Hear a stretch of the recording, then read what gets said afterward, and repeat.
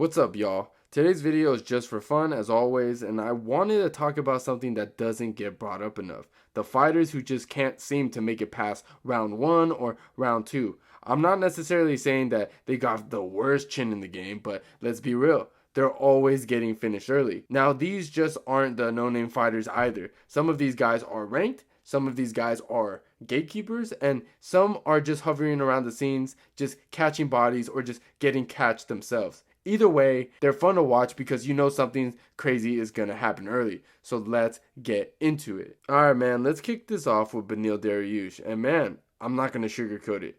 Listen, I don't know how many times I've seen this dude just get laid out flat on his back or face down like he just got hit with a steel chair in a WWE match. And lately, it's been happening way more often. I mean, yeah, he just beat Moicano, but come on, bro. It wasn't that long ago where he got knocked out by Armin Sayukian. I mean, he sent him straight to the Shadow Realm. Straight up deleted him. And then before that, Charles Oliveira, that man didn't even play with his food. He walked in there, beat the brakes off Beneil, and TKO'd him like it was just another day in sparring. And the wild part is, we were all kind of high on Beneil not that long ago too. Myself included. Like, he had a solid 8-fight win streak. And people started whispering, yo, is Beneil next for a title shot? His biggest win was Mateusz Gamrot. And don't get me wrong, that's a good W. But let's be honest, we still got a little gaslit. Let's be real. The hype made us forget that this man has a history of getting slept early, okay? And the pattern is crazy. Like, if you rush this guy early, there's a high chance you can finish him. I mean, Armin did it. Charles kind of did it. I mean, it took him like, what, 2 rounds? But it was fast. Go back and watch Alexander Hernandez. I mean, Ramsey Nimjin even did it too. So it's like his defense instincts take 5 minutes to wake up, and then it's too late, you know? Bro, even I start feeling a little confident watching his fights. Like, yo, if I close the distance and threw my hands, I might have a shot too. That's how open the door feels like sometimes. Anyways, Beneil's a good dude, but when it comes to this topic, he's near the top of the list. So let's move on. Alright, man. Next up, we gotta talk about Bobby Green. And nah, I'm not calling him King Green. It's just straight up Bobby, okay? No crown, no royalty, just a guy that probably needs to sit down for a bit. And I say that with love because watching him fight lately is starting to feel like watching a car slowly fall apart on the highway. You want to root for him, but you also kind of want to wave him over the shoulder before the engine blows, you know? Like, bruh, the amount of damage that this guy has taken in the last 2 years, it's getting hard to watch. He's been getting finished left and right. First round finish, second round finish, doesn't matter. I mean, the guy just got spinning wheel kicked in another universe by Ruffy recently, and I mean clean. One of the nastiest knockouts we've seen recently. Then right after that, Paddy Pimblett, out of all people, went in there and submitted him in the first round. Now, that one had me staring at the screen like, yo, what are we even doing here? And sure, he still gets in scraps. I mean, with that Jim Miller fight, you know. But that win didn't even have time to breathe before Jalen Turner ran up and absolutely destroyed him. And the worst part, the ref just stood there like he was just watching a horror movie in slow motion. Bobby was getting cooked, and the ref just froze like, should I stop this? Yes, bro. Now. Now, don't get me wrong, Bobby had his moments. He iced Grant Dawson with a clean shot, and yeah, he beat Tony Ferguson, but let's be real, beating Tony in 2023 isn't what it used to be. That version of Tony looked like he was fighting through a hangover. Then comes Drew Dober, and guess what? Same story. Bobby laid out, and we're back to asking ourselves, how many of these do we have to see, man? It becomes a pattern, and a scary one too. If you got any kind of striking power and you're just facing Bobby Green, odds are you're going to catch him. His defense, that old school shoulder roll, hands down style, it's not cutting anymore. The timing's off, the reflexes are fading, and the chin just isn't holding up like it used to. He's still got the swagger, still talks his talk, but the body isn't keeping up with the mouth anymore. And to be honest, that's what makes it tough to watch because Bobby's entertaining. Always has been. He brings that energy. He brings that style. He brings that chaos.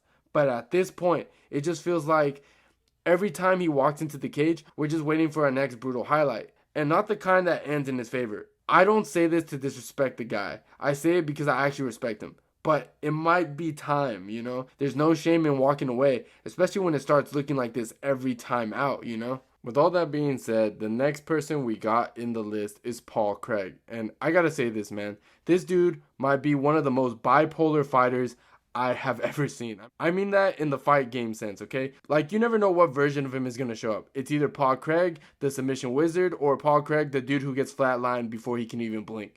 Now, look, I used to actually get excited when he was on the card. You always had this feeling like, all right, if this hits the mat, it's over. He's got that sneaky guard, that crazy triangle choke threat, and we've seen him pull it off in absolute crazy moments, like the Ankalaev fight. That man got dominated for like what, 14 minutes and 59 seconds, and then just snatched up a triangle with 1 second left, like it was some movie ending.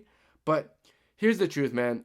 If Paul doesn't get to his jiu-jitsu, if he doesn't pull guard or get that takedown, he's basically screwed.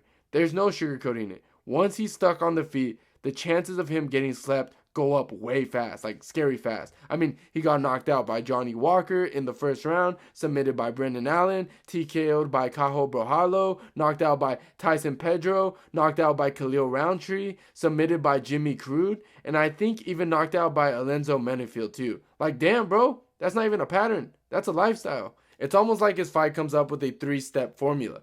Number 1, eat big shots. Number 2, flop to guard. Number 3, pray to the other guy follows him down.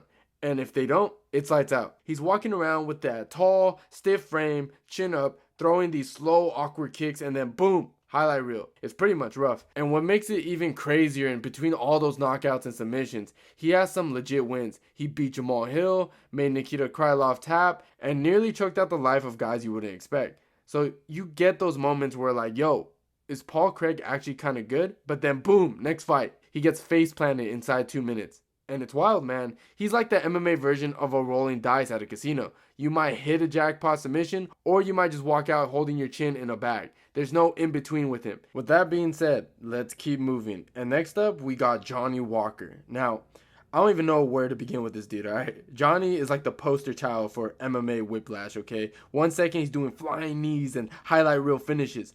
And then the next, he's laid out like somebody unplugged his soul. You never know what you're really going to get with this guy, okay?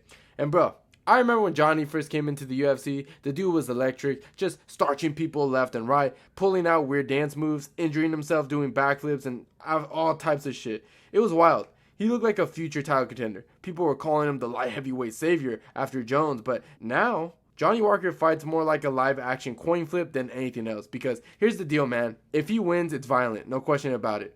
Ryan Spann knocked him out stiff, Khalil Roundtree out cold, but when he loses, it's brutal. Jamal Hill dropped him like a sack of laundry. Corey Anderson, same thing. Thiago Santos outclassed him somehow. Then there's the Ankalaev fight, and I'm not gonna lie, that one actually was a knockout. He flatlined Walker just with a short right hand and left him stiff. And then right after that, Volkan Ozdemir slept him too.